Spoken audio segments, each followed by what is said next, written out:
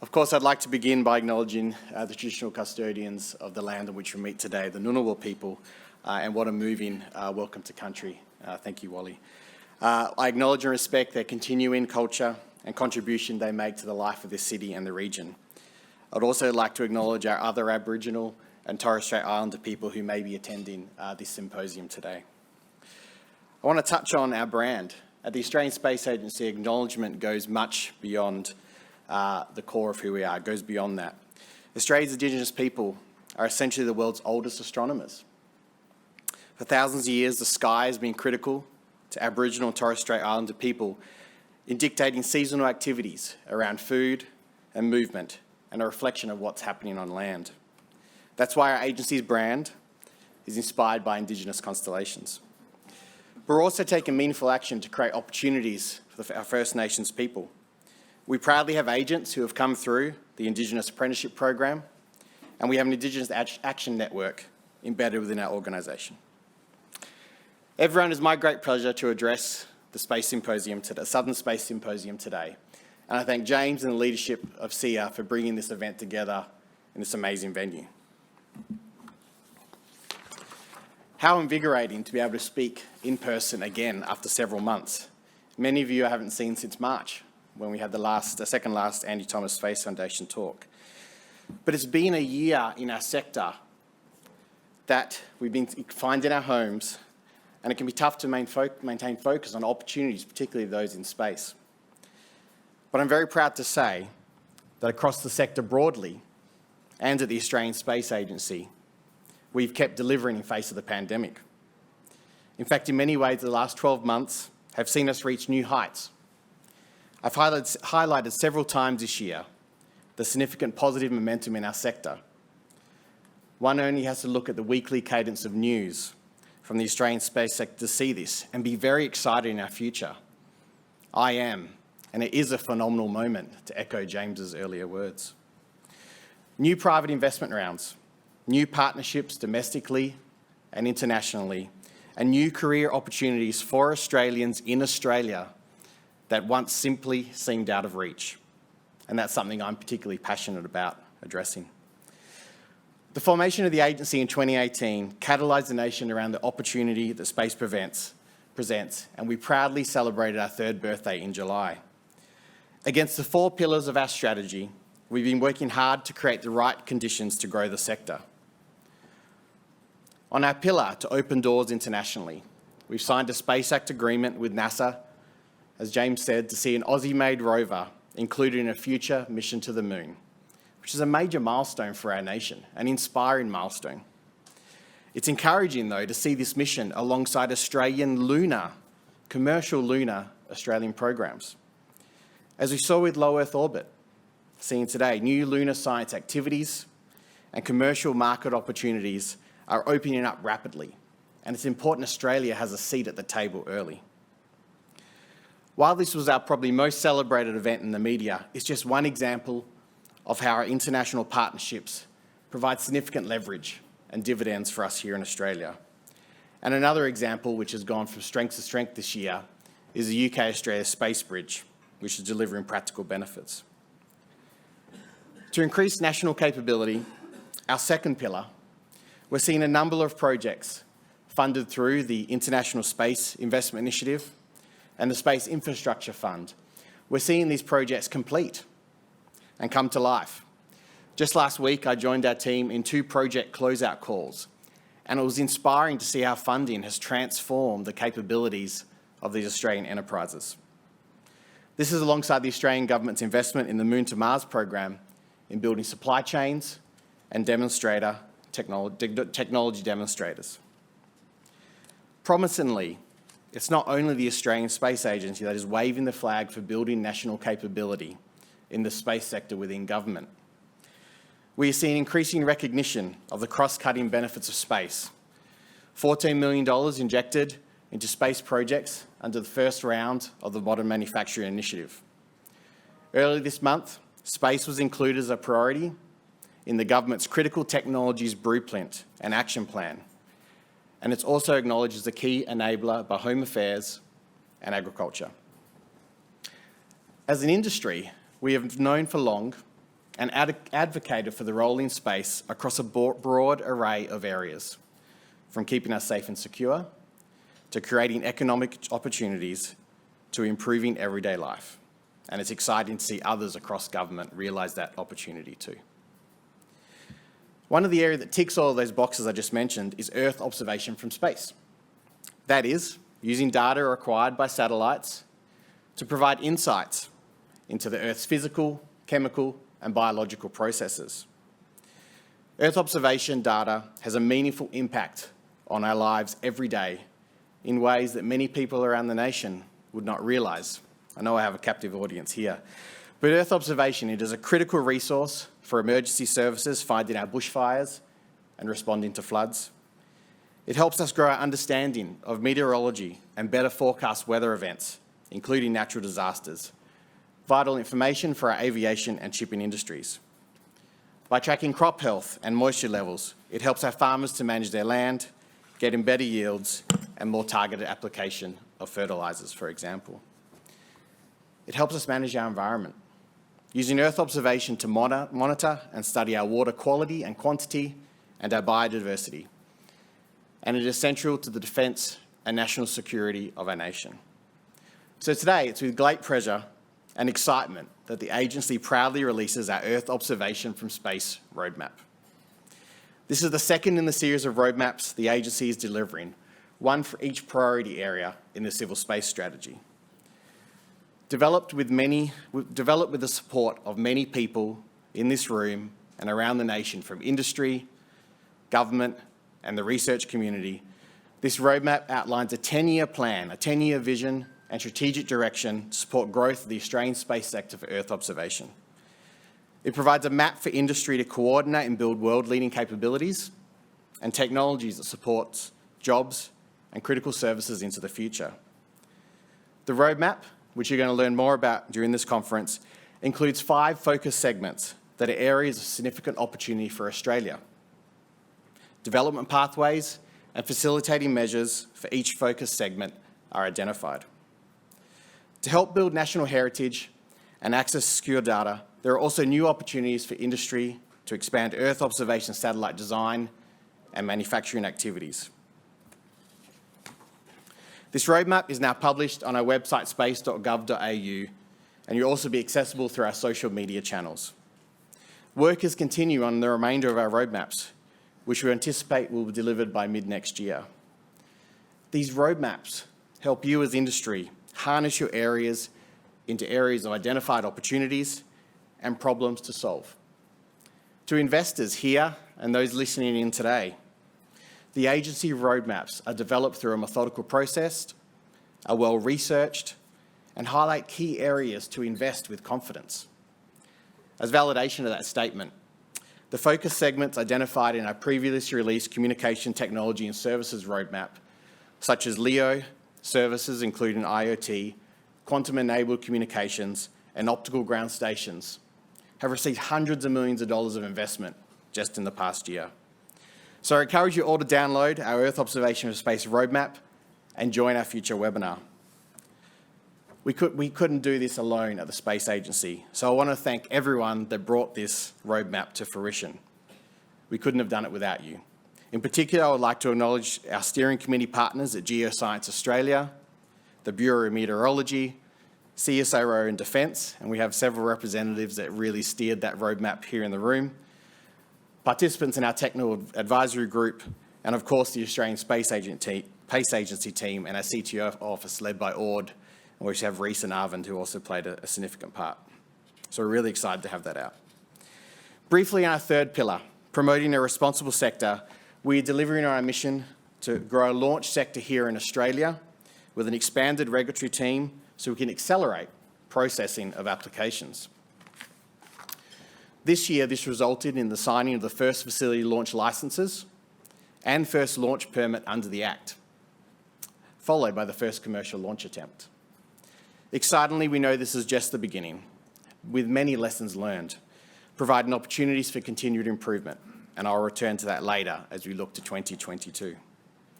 Our final pillar, Inspire, is arguably one of our most important.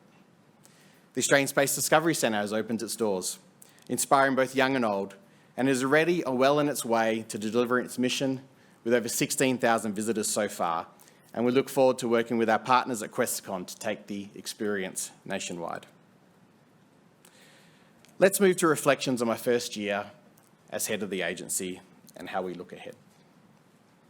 We're in phase 3 of executing the civil space strategy. Our stated goal is to triple the size of the sector to $12 billion and create an extra 20,000 jobs by 2030. It's an important goal, and obviously one that sits front of mind as I lead the Australian Space Agency forward. As I approach the end of my first year, I think it was 10 months in yesterday, I do so with an immense sense of pride. I'm fortunate to lead an exceptional team of hardworking and passionate agents, and I must express my gratitude for everything they do every day in and out. It's a growing team, and we've added a lot of bench depth in recent months.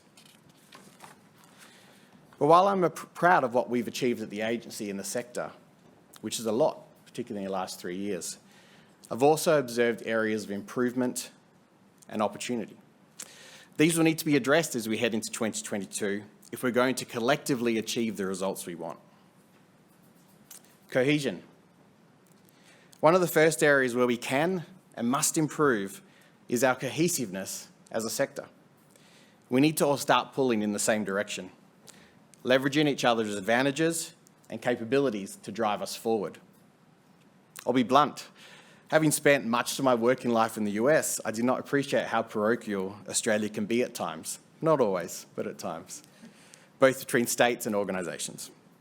We need better coordination of investments and strategies across states and territories, because without working in unison, we risk duplicating investment and efforts. Likewise, we need to identify and break down barriers that may restrict organisations from working together. But the need to improve collaboration extends beyond states and territories and organisations. We have to do more across government, particularly align more visibly our civil and our defence space strategies. We have heard your feedback about the need to understand the complete integrated pipeline of opportunity that exists within Australia. The planned investments in space capabilities by defence present monumental opportunities for Australian industry. But we are simply not ready yet in all areas to support these at the level required to provide the high-end systems the ADF of the 2030s will need to shape, deter and respond. But we can be. I'm very confident that if we take the appropriate steps now. There are already encouraging efforts being made to bridge the gap, often behind the scenes and not visible. Internally at the agency, we have staff embedded from defence, which enhances communication and collaboration. Several priority areas between defence and civil space are clearly already aligned, but we can and must do more. So the agency is determined to stand up and lead on this and provide you as an industry with a space blueprint that is truly national and unified. It's all in all of our interests to get this right. Another observation is the need to move with an increased sense of urgency. Opportunities for Australia in space are ripe for the picking, but we need to accelerate. Other countries are investing aggressively, and we need to move at a similar intensity here in Australia if we're going to keep up. Put simply, we need to attract more investment into the Australian space sector. The availability of capital is not the issue. Our challenge is to demonstrate to the private sector that we're a smart investment of that capital. We know we can further optimise opportunities and investment from government to unleash the private sector and support Australian businesses to scale. As part of that, we've begun discussions with venture capitalists and other private investors about what we can do to help set the right conditions.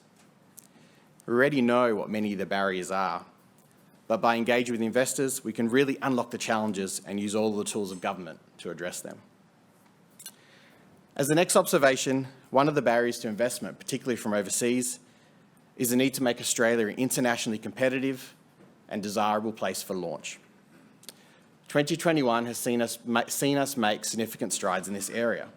As I mentioned earlier, we have devoted more talented resources to our regulatory arm.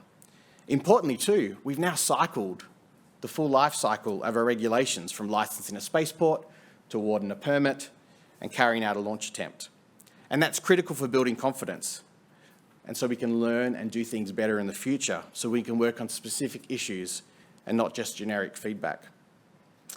As an agency, we know we need to keep evolving our regulatory framework to make it more competitive, to see more launches happening here from Australian shores. Our geographical advantage and stable political environment will only take us so far.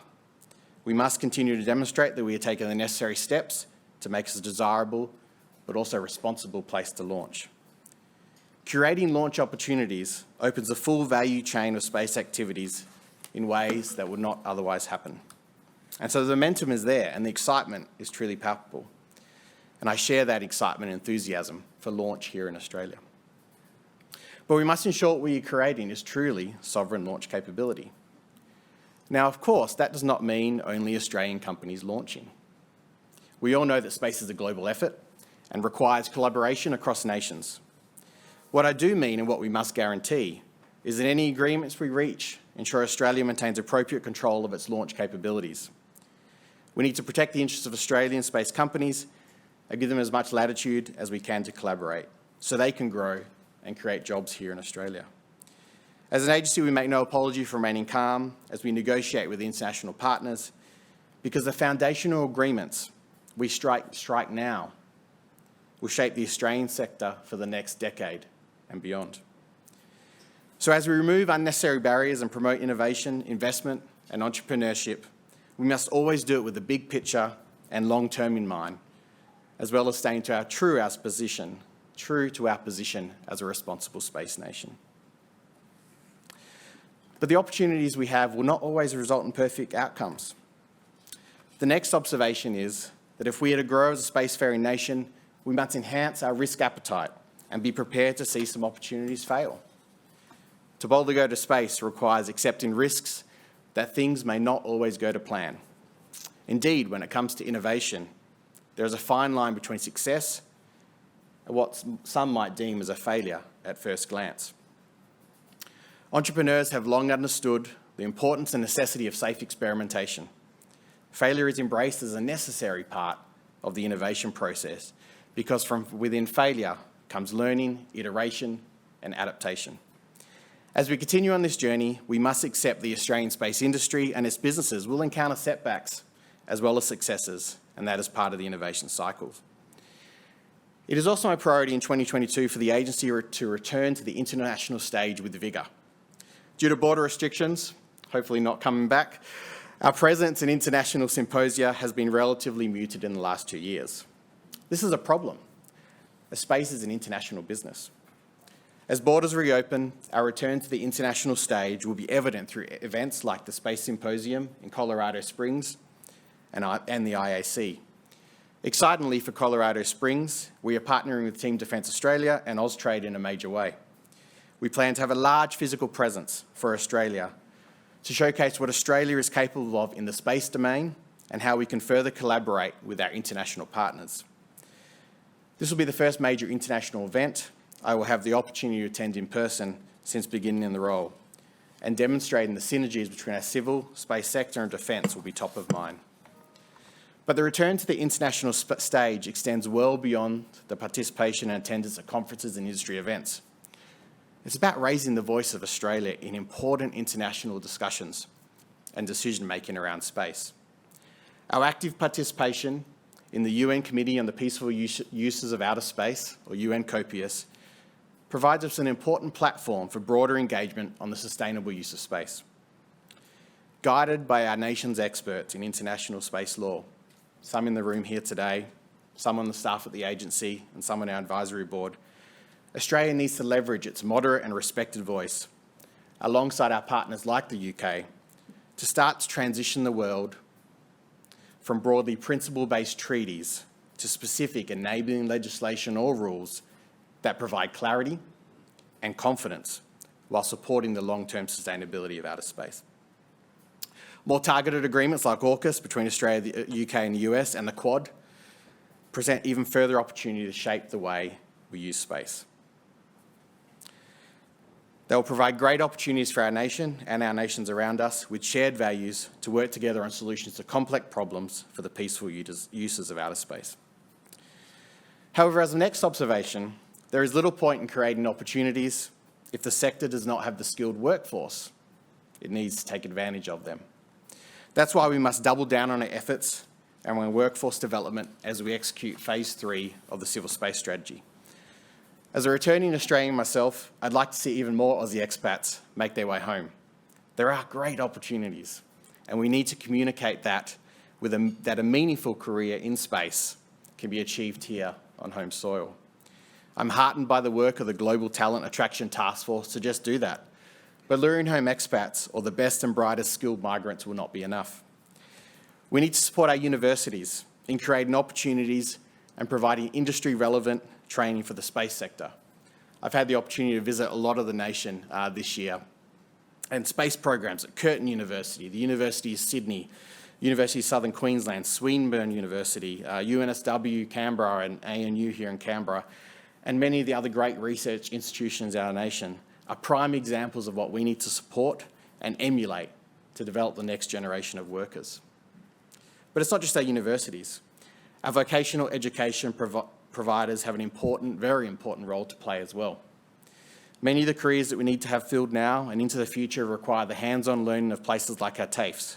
We need space apprentices, and as the team said, we need space tradies. We also have a responsibility to ensure that the workforce we are creating is diverse. That's why, as an agency, we're fortunate to have professionals like Australia's Women in STEM Ambassador, Professor Lisa Harvey-Smith, on our advisory board, advising us on ways to improve gender diversity, not just internally at the agency, but across the sector. The agency's Inspire pillar is really about more than inspiration. It's an economic imperative. We need to be encouraging our young people to study STEM subjects right through high school and beyond. You'd be hard-pressed, and I have two of them, to find a 6 or 7-year-old who is not totally in awe of space. What we need to do is to maintain that awe and interest through high school and into tertiary or vocational education. At the agency and as a sector, we have a profound responsibility to leverage the inspiration that space provides for the future prosperity of the nation. Space or dinosaurs? We're the two that can really motivate people to pursue careers in space. And so we have an immense responsibility to do that because these skills are required in all sectors of the economy. Which brings me to another fundamental challenge and observation that we need to address. We must continue to bring space to the nation, to remind Australians of the ways in which space is central to our everyday life, how it has the potential to further improve our lives, and how it keeps us safe and secure. Those of us in the room and those dialed in, we've all drank the Kool-Aid. We get why, but we must never stop telling other people. We are at a critical juncture. Space has never been more important to our way of life and only growing as an economic opportunity. There is a new space activity, a new bit of news every other day, but there's also a resurgence of people questioning the investment in space, prosecuting that our energy investment should be focused on Earth matters like climate solutions. It's our job as an industry to explain the benefits and to dispel some of the myths and expectations that are mismatched to where a commercial space sector can play and its importance to measures such as climate change. Space is not about vanity or ego. It's about the well-documented opportunity and benefits that come from the peaceful use of outer space. So we must continue to take the nation on the journey and never miss an opportunity to remind people of the importance of what we do. As Australians, we also need to highlight the cost of us not matching up internationally and being left behind. As an agency, we are renewing our focus on communicating the benefits and opportunities of space, both to inspire and increase understanding and our social licence. But it's incumbent on all of us to remember why we do what we do and to spread the message. So please help us with that. Colleagues, as we look ahead to what we should do, we should do so in the knowledge that our sector is growing and the future is bright. The momentum I cited earlier is definitely headed in the right direction. However, we need to go faster and audaciously pursue our opportunities, leveraging our best talent ingenuity and spirit. Space is an international endeavour, one that's fiercely competitive and one built on strong partnerships. Our activity investment needs to keep pace with our partners and competitors overseas if we're going to maximise the opportunity for Australia in the years to come. 2022, in my opinion, is a critical turning point in our space future and will be defining for where our sector is in the 2030s and beyond. Action, investments, and decisions we take now impact the decades ahead. We will only be limited by the scale of our ambition, our risk appetite, how we market ourselves to investors and the public, and our cohesion as a sector and ecosystem. As we head into 2022, we do so with a laser focus and a clear set of priorities that I'll run through. We will improve cohesion and enhance collaboration, with the Space Agency leading a unified effort to align the civil space sector and defence and across states and territories. We will work to lure greater private investment. We will further enhance our regulations and reach agreements which help declare to the world that Australia truly is open for launch. We will return to the international stage, ready to open more doors and have Australian voices shape the global future of space and its long-term sustainability. We will continue to drive workforce development with a focus on creating a skilled and diverse workforce. And we will continue to bring space to the nation, reminding the public and ourselves of the critical role we play in maintaining and improving the Australian way of life. Because it's from that strong base that Australia can really start delivering on the promise of space. Thank you.